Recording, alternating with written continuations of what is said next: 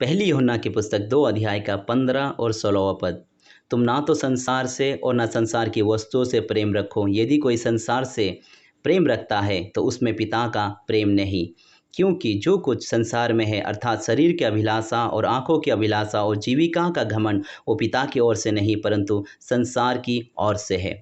तो वचन हमसे कहता है कि हमें ना तो इस संसार से ना ही इस संसारिक चीज़ से प्रेम रखना है। अगर हम इस संसार से और इस संसारिक चीज़ों से प्रेम रखते हैं तो हम अपने स्वर्गीय पिता से प्रेम नहीं रखते। हम एक ही समय में इस संसार और संसारिक चीज़ों से और अपने स्वर्गीय पिता से प्रेम नहीं रख सकते। हमें एक को चुनना है।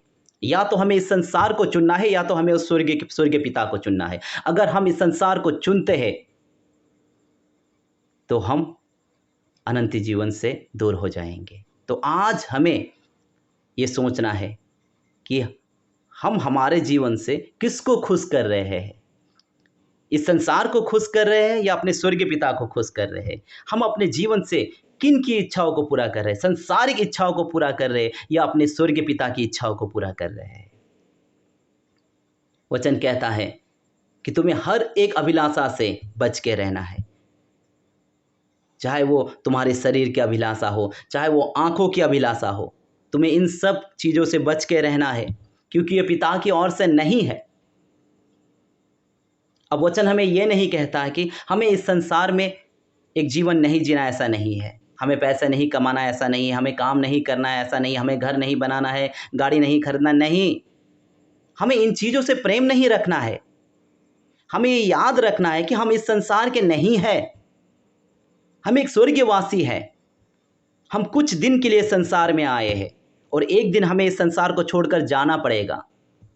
तो अगर हम इस संसार में रहते हुए अपने एक संसारिक चीज़ों से प्रेम रखने लग जाएंगे तो हम कैसे पिता से प्रेम रख सकते हैं, कैसे हम स्वर्गीय पिता से प्रेम रख सकते हैं। आज हम में से बहुत सारे लोग इस संसार की चीज़ों से प्रेम रखने के कारण हम अपने स्वर्गीय पिता की इच्छाओं को पूरा नहीं कर पाते, हम आत्मिक चीज़ों में आगे नहीं बढ़ पाते। क्योंकि वचन कहता है कि हम एक संसार में परदेसी है और एक यात्री है और हमें संसारिक अभिलाषाओं से बच के रहना है।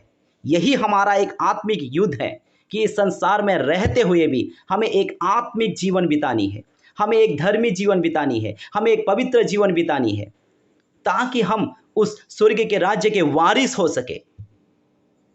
बहुत सारे चीज़ें इस संसार में, लेकिन हमें उन चीज़ से बच के रहना है क्योंकि हम इस संसार के नहीं हैं। तो आज हमें सोचनी है हम कैसे जीवन बिता रहे हैं।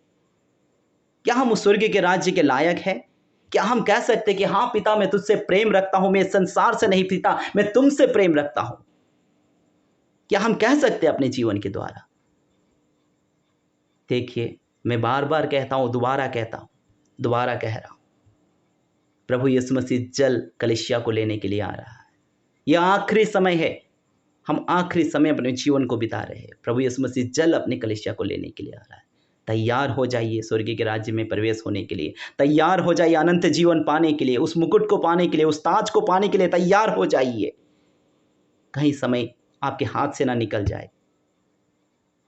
अगर आप चाहते हैं कि आप अनंत जीवन में प्रवेश करें, आपके परिवार अनंत जीवन में प्रवेश करे, तो आज ही तैयार हो जाइए। जय मसीह।